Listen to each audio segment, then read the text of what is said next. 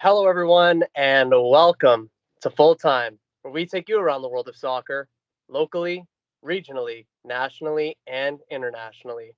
The Full Time podcast is presented and powered by 91 Network. You are listening to Season 5, Episode 20 of Full Time. I'm your host, Daniel Scarpino, and with me is our co host, Gitano Gallo. Before we begin today's show, we'd like to take a moment to thank our sponsors. The Full Time Podcast is sponsored by Little Caesars Pizza. With their two locations in Sault Ste. Marie, Ontario, you can download and access the Pizza Portal app so you can enjoy a delicious hot and ready pizza from Little Caesars today. The Full Time Podcast is also sponsored by Sioux Sports. To check out Sioux Sports and all of their articles, announcements, and streaming platforms, including True House Media and True North Radio, visit siouxsports.com as well as Sioux Sports TV on YouTube, Facebook, TikTok, and Instagram. We remind our listeners that recordings of Full Time occur weekly or bi-weekly, and uploads to all of our platforms for public viewing and listening occur weekly or bi-weekly as well. Folks, it is a pleasure to have you back here on Full Time, where we get to talk about the beautiful game. G, on this Thursday evening, how are you, my friend? Not too bad. Scarp's a little sore from the double match week, the Monday, Wednesday, but it is what it is. How are you doing? I'm doing very well, sir. And the double match weeks means that we are getting into the business end of our indoor soccer season, and we've got a multitude of things to cover in our show today. And we're first going to talk about Europe's Big Five before we get into the MLS, the FA Cup, and the Champions League. As always, if anyone would like to listen to our previous content, please check us out at Full Time on all platforms of 91 Network. And without further ado, Gaetano, and to everyone who has taken the time to tune in here today, let's kick off. We are going to get today's show started with Europe's Big Five and a discussion about the Premier League. And before we get into this discussion, Gaetano, I have a concession to make. And I know we haven't talked about this off air, so you're not expecting this, but I've got to get this off my chest. Today is February 27th. It's 7:41 p.m. Eastern Time. I, Daniel Scarpino, co-host of the Full Time Podcast, am officially conceding the title race in the Premier League. I'm done.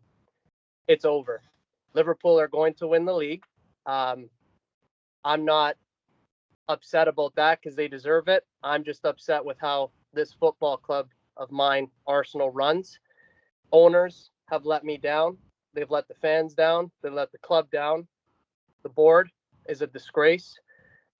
The players deserve better. The fans deserve better. Arteta deserves better. We all deserve better. We've gifted this title to Liverpool, and I'm not trying to take anything away from them, but this title race is officially over. There's no miracle comeback. It's done. We can't even get a touch in the opponent's box, so it seems. We've got no striker. We did zero business this January. We did very little business in the summer. The club tells us to be excited. Phase 5, all of this. And I've got more questions than answers. Adu quits the club. He's gone. And it's gone, Adu's left the club. Why? Probably because he wants to buy players and the club has no ambition. Well, as long as we get in the top 4, we get almost the same money as first place. And as long as we get the Champions League money, we're okay too. I never really liked this ownership group of the Cronkies. They don't understand football. They run it like a business, this club. They don't care about the fans. The board hasn't got a clue. They didn't back Arteta, and I'm sick to the back of my teeth with it. My head's basically gone. I've needed to get this off my chest for the better part of a week now. I have done.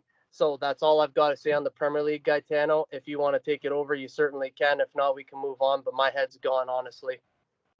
No, I just, as a City fan, like, us being shit this year, this was the perfect time for an Arsenal to win a Premier League or to push really, really, really like close. Obviously this Liverpool team is very good as well. Like it wouldn't have just been a walk in the park for Arsenal. But if there was ever a time for Arsenal to, okay, you know what, we need to get that £100 million striker, we need to get that £80 million winger. This was the year for it. And yeah, like they said, and not only does that let the fans down, lets the players down, lets Arteta down. It's From an Arsenal perspective, it's not a great look for the board and for the owners at all, really. And in terms of Liverpool, kind of, I don't want to say walking the league, but making pretty short order the league. Congrats to them; they've been fantastic all year. We've been waiting for the bubble to burst, and it just kind of never did. They've been phenomenal. And really, the story for the rest of the season is going to be the battle for the top four. No, and that's exactly it. And the last 2 seasons losing to City, us being a relatively young and inexperienced team, zero shame in that whatsoever. But we competed right until the end. This season we've gone out with a whimper because we don't have any attacking prowess up front. Defensively, we're pretty sound. In midfield, we're good. But again, they're running the club like a business, the owners are. The fans have been literally crying for a striker for the past 2 seasons, and you don't listen to the fans. This is an ownership group that does not care. As long as they can get the profits of now, I think they're like at 160 million or something, they're just happy with that. And as long as we can keep getting back into the Champions League, they're happy with that too.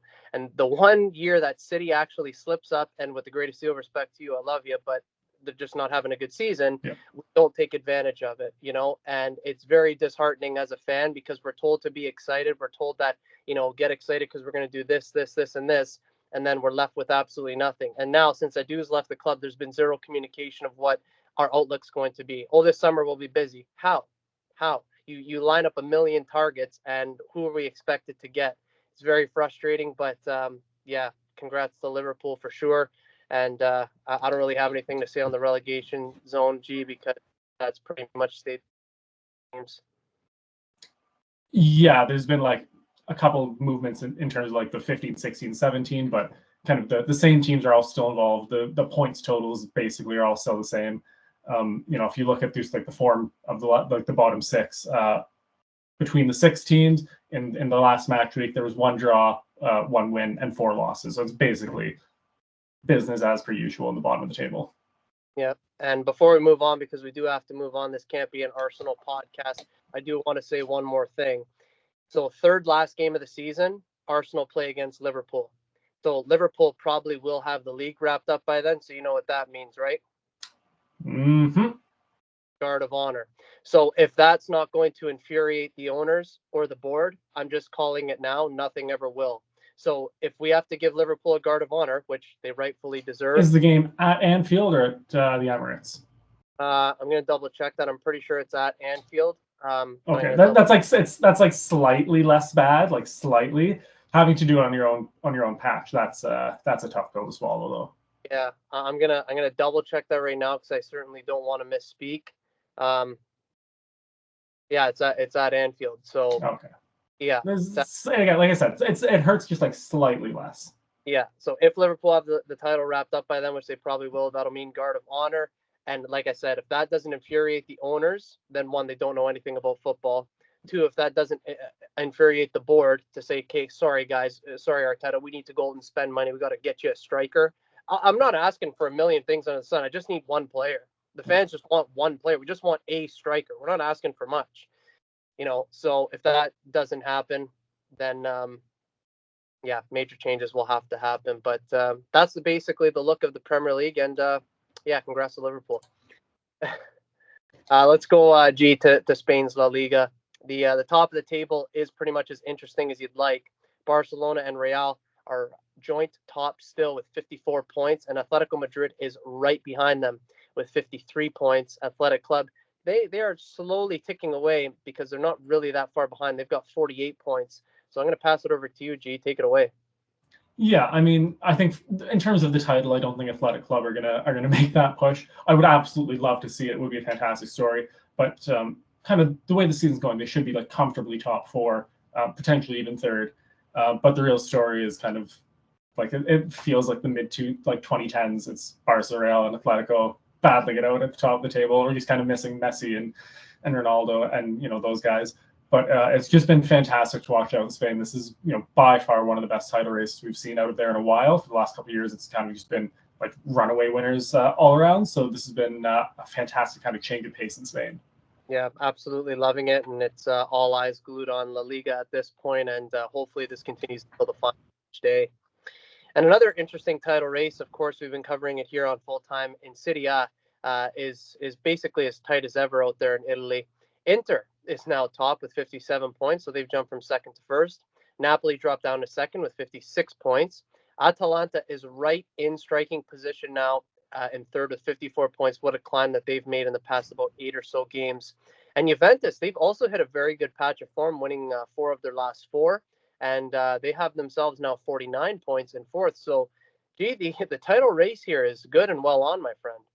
Exactly. And kind of what I just said about Spain, like, Juve in fourth probably aren't going to push for the title. That might be a little bit too far, but, should be battling for top 4, which for the club is good because they've been awful the last couple of years. And, just, getting a nice, comfortable-ish top 4 finish would probably do that club a lot of a good in terms of confidence and kind of stability.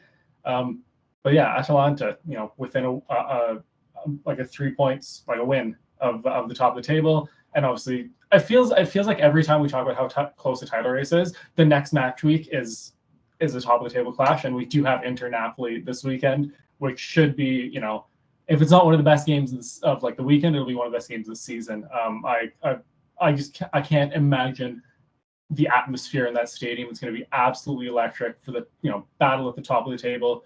This could be in reality like a title deciding fixture. I am unbelievably excited for it. Me too, and I don't want to be pessimistic or anything because, like you said, it totally could be a title decider. Should be one of the games of the season. I just hope that both managers don't go into the game and just play it safe and just go for a 0-0 and then try and decide the title later on in the season, because we've seen that in the past in Italy, which is kind of why Italy's marked with like defensive, boring football. So I hope that doesn't happen. I'm hoping that what you say comes true, and I'm hoping for just an all-timer for this season at least. Out in the Bundesliga, Bayern hold an 8-point lead at the top over Leverkusen with just over 10 games remaining. Gitano, how many slip-ups, if any, can Leverkusen afford before they have to concede the title to Bayern? I mean, like, there's probably some like there is a mathematical amount of points they can drop before the title is gone, but the reality is they can't drop any more points. If they, want to be on that last match week in contention for the Bundesliga title, they cannot drop any more points. Bayern slipping here and there, 4 wins and a draw in their last 5. So obviously not like perfect, but as close as they're going to get. So you have to be better than that. You have to be better than Bayern's nearly perfect, which is exactly perfect. So yeah, the reality is Bayer Leverkusen cannot afford to drop a single point for the rest of the Bundesliga. Yeah, and I can't wait to get to our Champions League talk a little bit later, because I want to talk about a somewhat battle at the top of the Bundesliga. There's going to be an absolute battle in Germany for the Champions League, so we'll talk about that shortly, but good things happening in Germany all the way around. And finally, in France's League, the gap becomes wider and wider. PSG now have a 13-point lead at the top over second place Marseille. Gitano, back in 2015-2016, PSG won the title by a staggering 31 points over second place Lyon.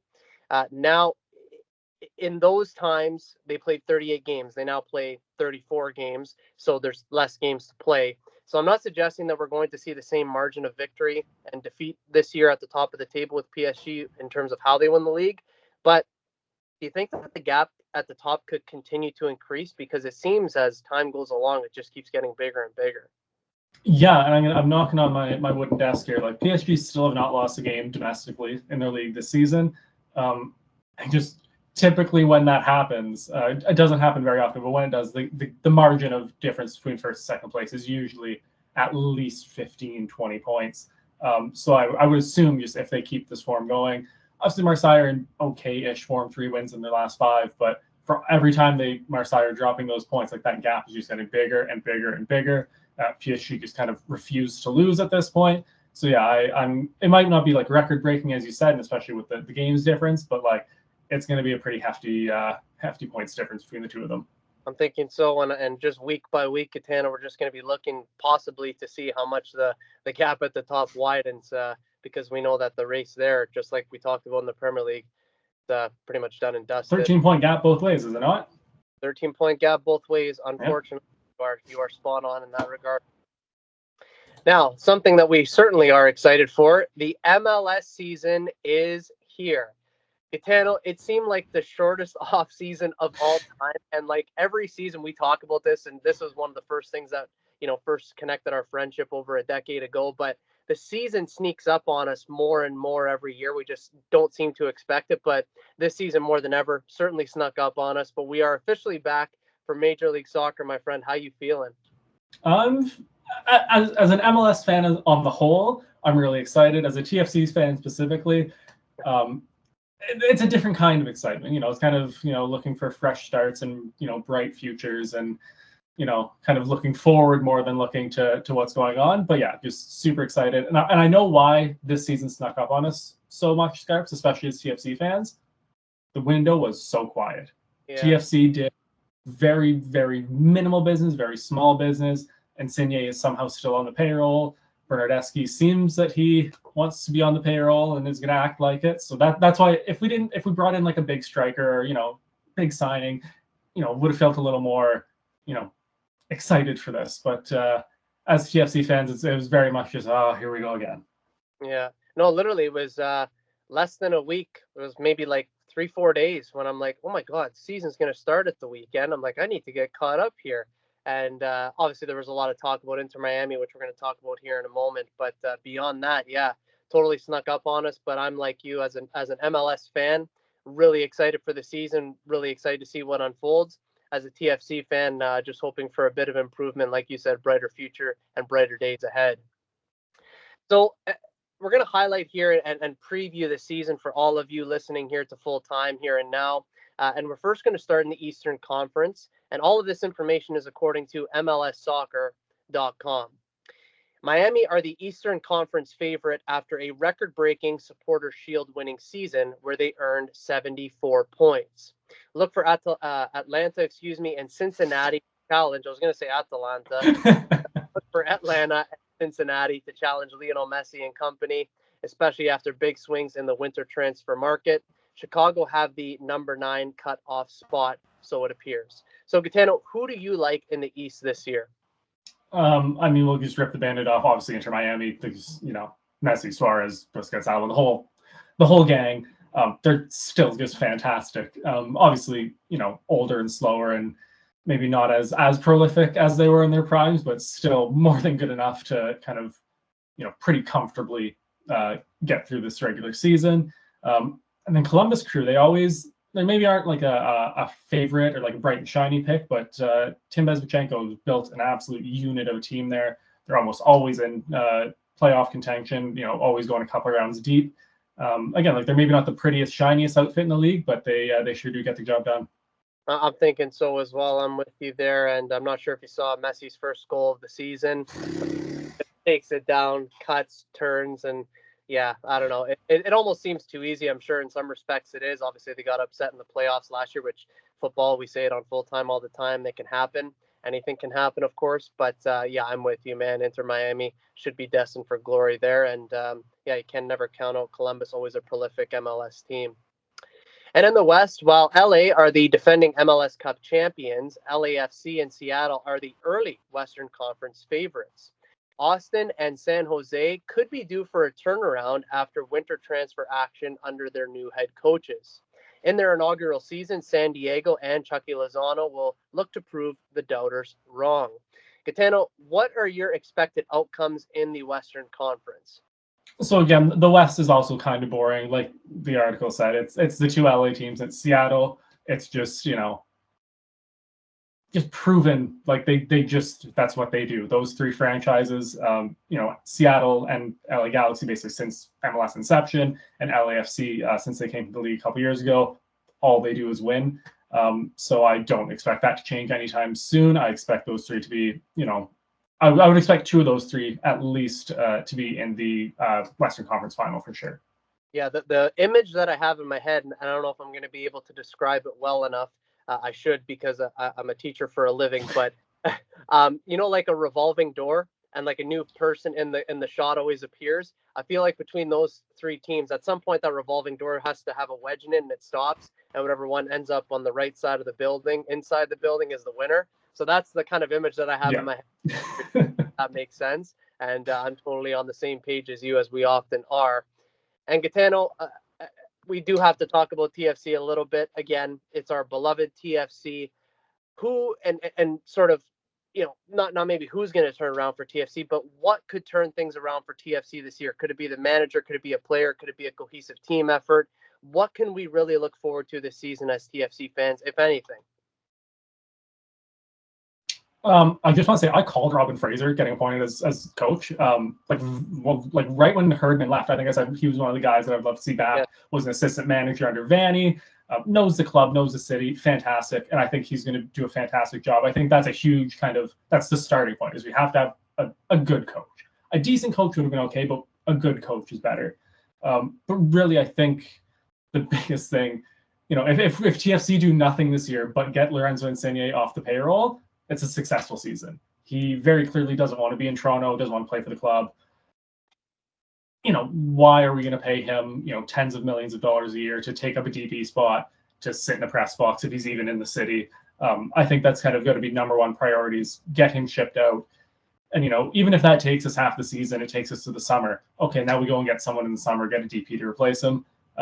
I think that should be the main focus. And then we've seen a lot of young players getting signed. So we actually signed Arsenal's youth captain, the U18s. I think it was a U18 or U19, something like that. Central defender, I could not remember the kid's name for the life of me. But we've also seen a lot of TFC2 kids getting their first pro contracts and graduating up to the first team. So I think, if you're obviously not expecting them to be fantastic, play perfect seasons right now, but, you're looking for those bright spots, those moments of growth, those moments of learning from these young players. And again, specifically in the back line, like our back line needs to kind of be completely rebuilt at this point. That's kind of what I'm looking for anyways, because it's never going to be a perfect season. They're never going to be consistent from, match week 1 until the end of November. But I want to see patches of them playing well and learning and growing and adapting. And hopefully Lorenzo Insigne is shipped off to whoever will pay him. Yeah, no, I'm with you there, man. And again, I think that the season is going to be a huge learning curve, but I would say a positive learning curve. And that's all we can really hope for at this point. And if there's some decent results to come along with it, then that's all the better. But if not, and we don't end up challenging for a playoff spot, which we likely won't, because again, a lot of things have to happen there. Hopefully, to your point, there's growth and there's some form of unity and uniformity built in the squad, because that'll take us forward in seasons ahead. So, of course, the MLS is back, and we are beyond excited to bring you all of the updates and highlights throughout the season right here on Full Time. This is Daniel Scarpino and Gitano Gallo, and you are listening to the Full Time podcast on 91 Network. A reminder that Full Time is sponsored by Little Caesars Pizza and Sioux Sports. Check out the Pizza Portal app for a quicker and easier way to get your next hot and ready pizza from Little Caesars. And be sure to check out Sioux Sports at siouxsports.com and Sioux Sports TV on YouTube, Facebook, TikTok, and Instagram. Shifting gears, it is the FA Cup 5th round that will get cracking this weekend, and we have the magic of the Cup to look forward to with just about every kick of the ball. We will now get into all of the upcoming matchups for each of you. First, it will be Aston Villa taking on championship side Cardiff City. One of the funnest things we get to do on our show is make predictions. We got this is called the FA Cup 5th round. It's essentially the round of 16. So between Villa and championship side Cardiff City, who are right now battling relegation in the championship, who do you like here? I'm going to take Villa, but I just want to kind of put the asterisk of it'll be a very easy game if Villa field a strong team, but Villa also have Champions League football that they're still playing, and also are doing decently well in the Premier League and are going to be looking to secure Champions League football again. So if they play a weaker side, it might not be as straightforward as it looks on paper, but I still think that either way, Aston Villa should go through. Yeah, man, I'm with you there. Villa battling pretty much, with the exception of the Premier League, even though they're battling for top 4 honors, they're battling in all of their competitions still. So I'm also going to take Villa, but I don't think it's going to be a particularly easy contest. I could expect this one to be a very tight type of 2-1, we'll call it. Next, it's Crystal Palace who take on championship side Millwall. Gitano, any chance of an upset here? I don't think so. Palace are in a surprisingly, and I don't mean that disrespectfully, because they're playing really well. Ollie Glasner's got them firing on all fronts. Jean-Philippe Mateta's just been banging goals for fun. Looks like Brazilian R9 out there. He's just, I think they're just going to, again, not breeze it, but it should be pretty comfortable for them. Yeah, man. And it's one of those things whereby they don't have to worry about midweek games with, European nights in either the Europa Conference League or Champions League. Obviously, the Carabao Cup's done and dusted, has been for a long time. So there's no reason why they wouldn't field their strongest 11 and to go up against championship side Millwall. I think that they get the job done too. So we'll both go Crystal Palace. An all championship showdown between Preston and Burnley will go down this weekend in this round of the FA Cup. G, who advances? I'm going to take Burnley. They've been absolutely fantastic in the championship this season. Promotion for them, not mathematically secured, but looking very likely, or at least playoffs. So I think they're going to they might not have all their eggs in like their domestic league basket. I think they're going to field a pretty strong team here, and they should have no trouble with Preston North End. Yeah, I'm again 3 for 3 with you, man. It's one of those things. It's hard to go against a solid defensive team that doesn't really concede goals. It's hard to bet against them, and I'm not willing to at this point in the competition bet against Burnley. And maybe if they were playing against the Premier League side, I just might. But in this case here, I think that they will just be a little bit too much for Preston. Bournemouth and Wolves take on one another in an all Premier League clash. Gee, both teams would love to win this one, but only one team will. Who is it going to be? I'm tempted to say Wolves might squeak this one out. I don't think it'll be particularly easy. I don't think it'll be very pretty either. But I don't know. His gut feeling says Wolves here. Yeah, man. And unfortunately, I have to also take Wolves. I know it's brutally unfortunate. And the only reason why is because if you take a look at injuries in the Premier League, like which squads have been most hit with injuries, Bournemouth's like right near the top. They really are. So again, I think what they might have to concede is this competition, get some guys healthy, get some guys back, and try and just get into one of the top. I think this season for the Premier League, it might be the top 7. It looks like the top 5 will get Champions League, 6 Europa League, 7th conference. So I think that they'll be battling for the top 7, and that's where their focus will be. Wolves should stay up, but if they can guarantee something with the FA Cup, I think that'll be better for them. So I'm also going to take Wolves there. Manchester City hosts Plymouth Argyle in this round of the FA Cup. Gitano, what can we expect in this game between your Manchester City and Plymouth Argyle? Well, what I would really, really, really like to see, and he just got officially unveiled today, but 19-year-old Claudio Echeverri, the Argentinian wonder kid that City signed from River Plate. I want to say it was last summer. He stayed there on loan until actually just now. He just landed in Manchester. I think City should win the game comfortably, and I would just like to see him just get like a 5-10 minute cameo. Do a couple flicks, get the fans excited for something like that. That's what I would like to see. Man, I'm just going to put this one out there, and we can clip it if we want. I'm not sure if we're going to end up clipping my rant at the beginning of our show or not, but we can certainly clip this. 8-0 City, and all the memes are going to be about Wayne Rooney should have been the coach for Plymouth Argyle. I think what's going to happen. 8-0 City on it now. So 8 different goal scorers? What do we got here?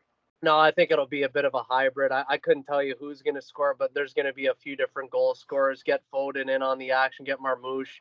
Get whoever you like. Get the boy that you just mentioned. Anybody you like. You can pull. You can pull Vinny Company from Bayern. Get 5th minute sub. He'll get a goal too. I'm calling 8-0 right now. All right. All the memes will be about Rooney, guaranteed. Newcastle and Brighton will battle it out in what many are calling the must-watch match of this round, which I don't necessarily disagree with. Who gets through? This one is, again, probably the tightest one that we've called so far. Is the game at Newcastle or is the game at Brighton? I want to say Newcastle. I'm going to double check that right now. It is at St. James Park. I'm going to take Newcastle. I think that will be the difference. Is that St. James Park crowd? We've talked about it for years on this podcast. It's just a ridiculously hostile atmosphere to go to as an away team. And I think just that home crowd boost is going to be what gets Newcastle over the line here. It's going to be really tight. Is it penalties or extra time or a replay if it's a draw? I think they've done away with the replays, which made the lower league team super upset, right? Yes, that's correct. Yes. Right. So I think it goes straight penalties, if I'm not mistaken. I wouldn't mind picking up those rules right now as well. So I think either way, if there's no replay, like we're getting either extra time or penalties out of this fixture, I think it's going to be that tight. These are two of the better teams in the Premier League. Yeah, it's gonna after 90 minutes, extra time and penalties. Yeah, so I think we're guaranteed extra time, almost guaranteed penalties. Like I said, two of the best teams in the Premier League going at it.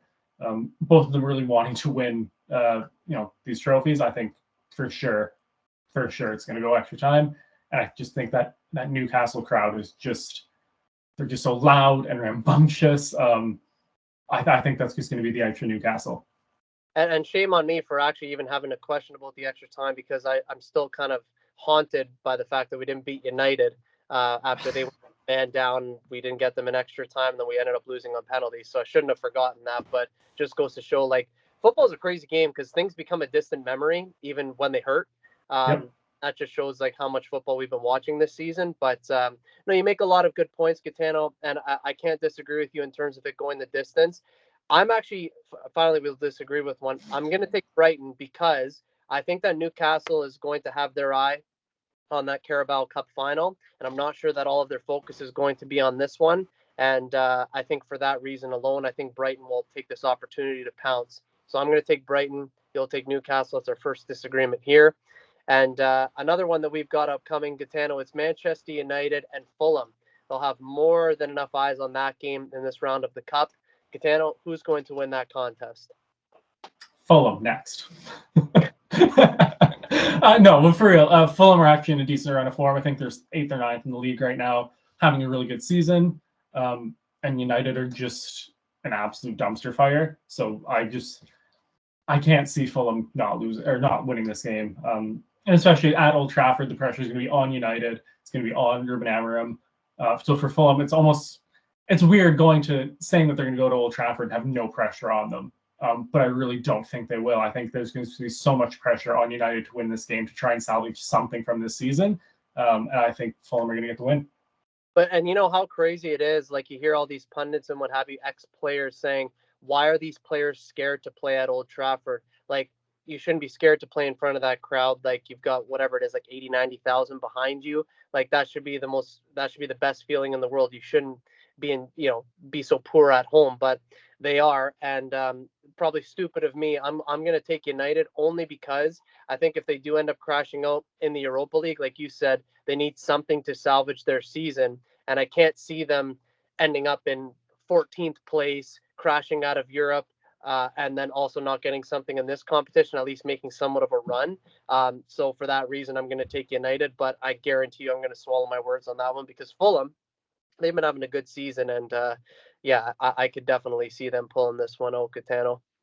But yeah, I'll take United just for the sake of they need something. And Nottingham Forest hosts Ipswich Town in the final game of this round. Gitano, what do you anticipate here? This one should be pretty cut and dry. It should be Nottingham Forest going through. Ipswich they're just not at that level. Nottingham Forest are one of the best teams in the league this season. Ipswich Town are barely getting by in the league. Almost definitely relegated, like mathematically at this point. It's getting close. So really, it should be very simple. Forest should be winning this game. Yeah, man, I'm with you there. I'm also going to take Forest. And I think from a tactical perspective, I wouldn't be surprised if Forest set up really low, really deep and just said, Ipswich, we know that you can't break us down. So here, have the ball. Forest will hit them on 2-3 counterattacks and then ice the game 60 minutes into it, 1 hour into the contest. So I'm with you, G. I think that Forest will win as well. So, Gitano, to review our picks, you're going to take Villa, Crystal Palace, Burnley, Wolves, Manchester City, Newcastle, Fulham, and Nottingham Forest. I'm going to take Villa, Crystal Palace, Burnley, Wolves, Manchester City, Brighton, Manchester United, and Nottingham Forest. And a reminder that the games in this fifth round of the FA Cup will be played this weekend, starting on Friday and ending on Monday. You can catch all of the games on your local television sports network. Moving along, it is the Champions League that is more than ready to present the round of 16.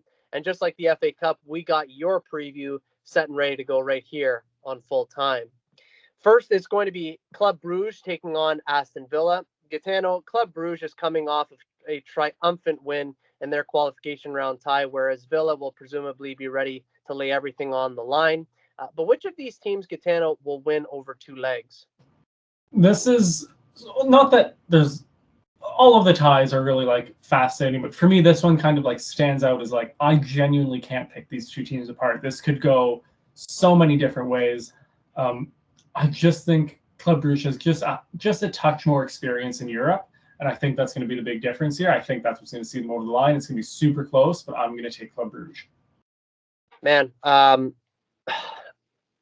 I've been tussling with this one. The only thing that kind of gets me to swing the way of Aston Villa is Unai Emery, plus the business that they did in the window, which I happen to think was pretty decent business. So for those two reasons, the business and Unai Emery, I'm going to take Villa, but I expect this one to be a really, really, really close tie over two legs, Gitano. Next, it's an all Madrid showdown. That's right. It will be Real Madrid up against Atletico Madrid in the round of 16.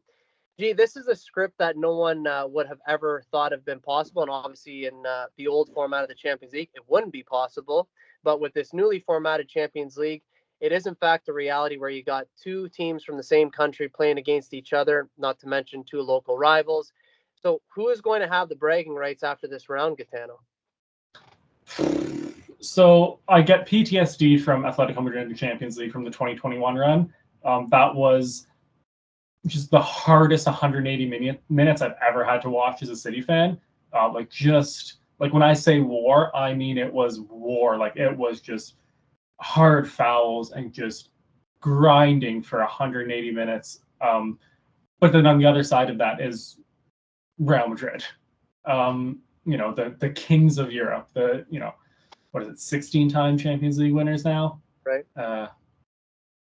And again, like it's just in a season where they're battling for the title. Like it's just all perfect. And then I also flash back to the 2016, 2014 Champions League final, the Sergio Ramos header in the 94th minute. Like all that stuff like floods back to me, and I look at this. I'm like, first of all, I'm so excited to watch this.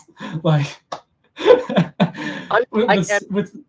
we've talked about it so much on our show for when the games are played because of both of our work schedules. Like I can only ever catch the second half. I'm just looking forward to the second half. You know what I mean? Yeah. Like I am typically with City, I'll schedule my day so I can at least sit in for like a bit of the game in the office and do my paperwork.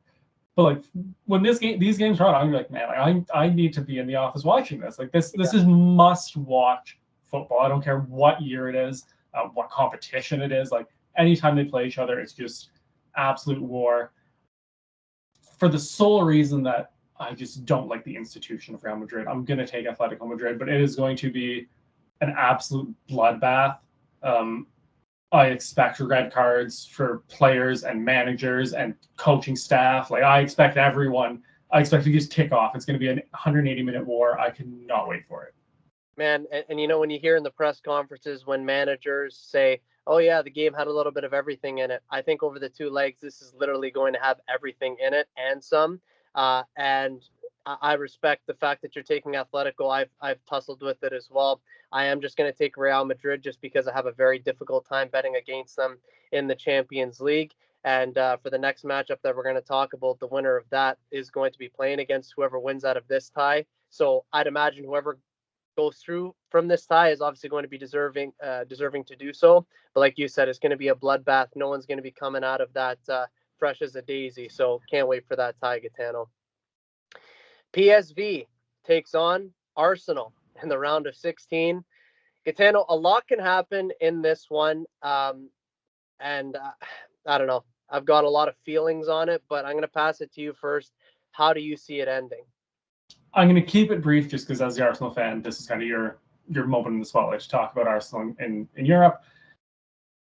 I was really impressed with PSV against Juve. I really didn't see that coming from them, especially to come from behind win as well. Like it's not like they were kind of dominant the whole leg or the whole tie, just in that second leg really, powered through to get the win. I really think Arsenal's lack of a striker is going to be like a big problem. If it kind of hasn't, already been a massive problem domestically, I think this is just going to exaggerate the problem even more. I think it's going to be really close, but I think PSV are going to sweep this one. Yeah, I don't blame you in the slightest. I don't blame any other fan that takes PSV. I wouldn't blame any Arsenal fan who takes PSV. I have to back my club and say that they're going to win. And the only hope that I can rely on is the following, Gitano. And I'm sure that you'll remember this. COVID season, Mikel Arteta comes in, new manager, never had a job before, like as a manager. He was an assistant manager. course.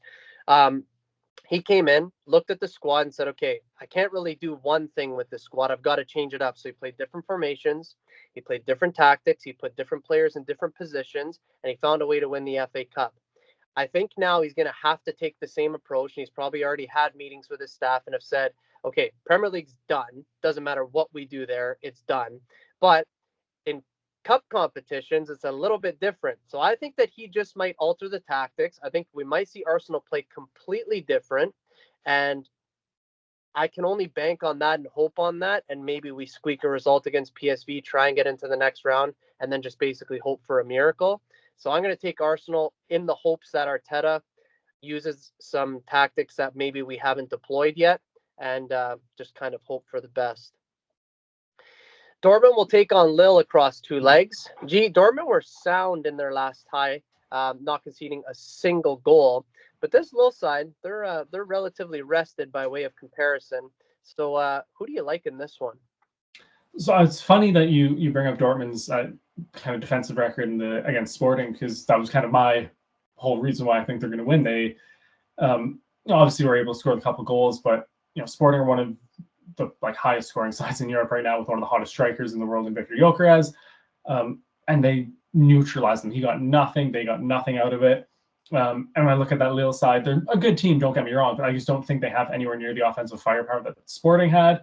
And I think Dortmund had relatively no issues with dealing with Sporting. I think they'll get through. It's not going to be easy or comfortable, but I do think Dortmund are going to get through, and I think they're going to go through on their defense, which is not something I would have really ever thought, back in the days of Dortmund having, Royce and Aubameyang and Lewandowski and being, prolific, kind of a prolific offensive team, to kind of change their whole ethos to be a really sound defensive team. It's a hell of a turnaround, but I do think that's going to see them through the next round here. Yeah, and sometimes teams and managers can just find the right ingredients at the right time. And I think that Dortmund have kind of stumbled upon that, if you will. And for the first time in this selection here, Gitano, I'm going to agree with you, and we'll agree with each other. I'm also going to take Dortmund. But again, I don't think it's going to be easy by any means, to your point. But I do believe that Dortmund have stumbled upon some really good tactics and a good way of playing. And I think that will carry them through this round as well. Feyenoord will lock horns with Inter in the last 16.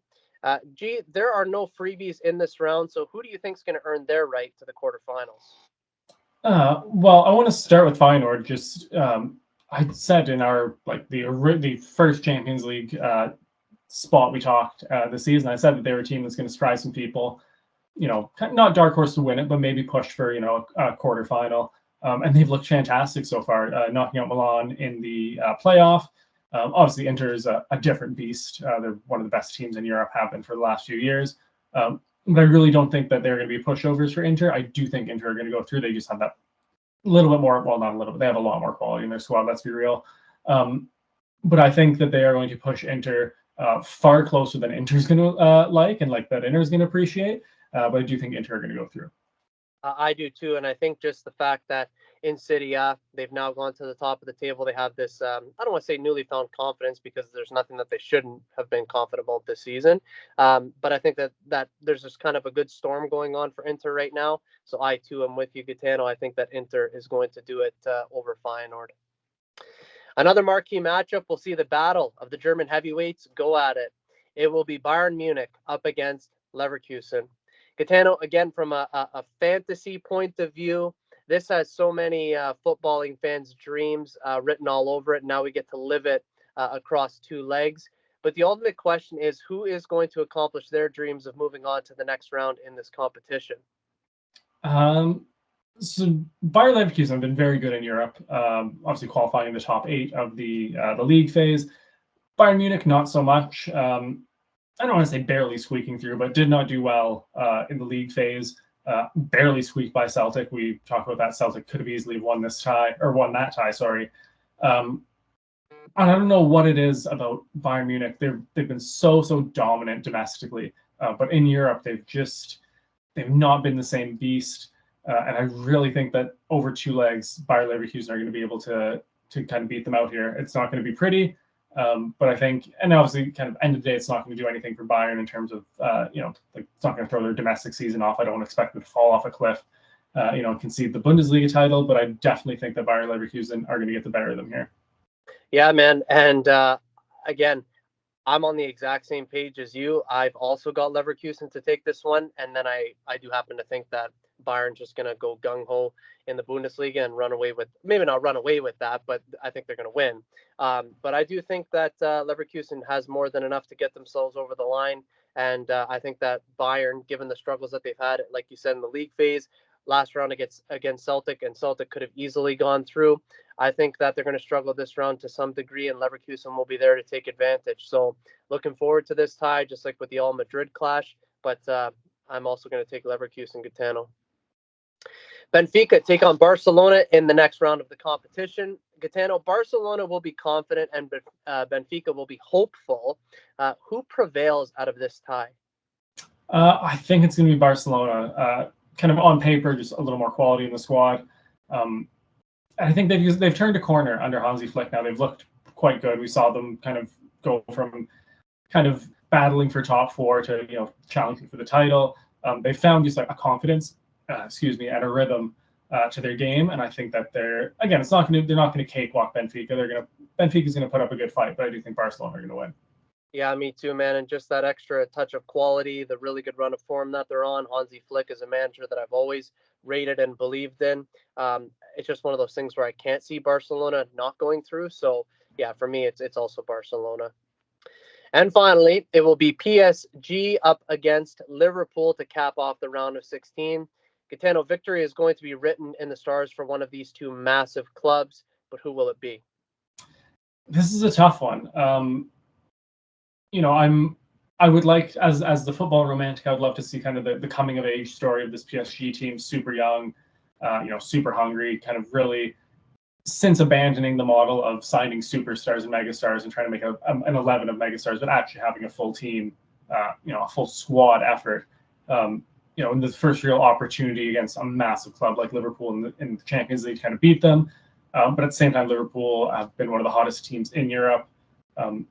It's really, really, really close. I think Liverpool's European, and not that a lot of their players are part of that Champions League winning team back in the day. I say back in the day, it was like 2019 they won it. Yeah, but they still have like most of the key players from that. Salah, Van Dijk, Trent, Robertson, Alisson. Like the kind of core of that team is still there with that European experience. I think that's going to be the major difference between these two teams. I think just PSG's lack of experience is gonna cost them here. Yeah, and Gitano, you hit on one of the 2 points that I was going to talk about. Experience is number one, and something that some people are talking about, but not a lot, calmness. There's a calmness about this Liverpool team when they play under Jurgen Klopp. It was very, run and gun. It was heavy metal football, which everybody loved. And to some effect, Liverpool do that still a little bit, but you notice how they alter their tactics based on who they play, but it doesn't matter how they play. There's always that calmness about their style, and I think that's really reflective of Arne Slot, the manager. And I think with that perfect kind of blend of experience and calmness, I think that takes them over the line against PSG. So I am also going to take Liverpool. So to review our picks, Gitano, you've got Club Brugge, Atletico Madrid, PSV, Dortmund, Inter, Leverkusen, Barcelona, and Liverpool. I've got Villa, Real Madrid, Arsenal, Dortmund, Inter, Leverkusen, Barcelona, and Liverpool. And the round of 16 in the Champions League is, as we said, just about here. The first leg of games will kick off on March 4th and 5th, and the second leg of games will commence on March 11th and 12th. And in our next episode of Full Time, we will be able to highlight the winners of this round for you all. This is Daniel Scarpino and Gitano Gallo, and you're listening to the Full Time Podcast on 91 Network. A reminder that Full Time is sponsored by Little Caesars Pizza and Sioux Sports. Check out the Pizza Portal app for a quicker, easier way to get your next hot and ready pizza from Little Caesars. And be sure to check out Sioux Sports at siouxsports.com and Sioux Sports TV on YouTube, Facebook, TikTok, and Instagram. Ladies and gentlemen, that is Full Time. As we wrap up today's show, we want to send our deepest debt of thanks to all of you. Your support means everything. G, well done tonight, sir. What a show. Well done to you as well, and just congratulations on winning our league. Hard-fought season. We still have to play you guys on Monday or Tuesday. Not looking forward to that, and that's going to be a long 60 minutes. But like I said, congratulations on winning the league. Well deserved.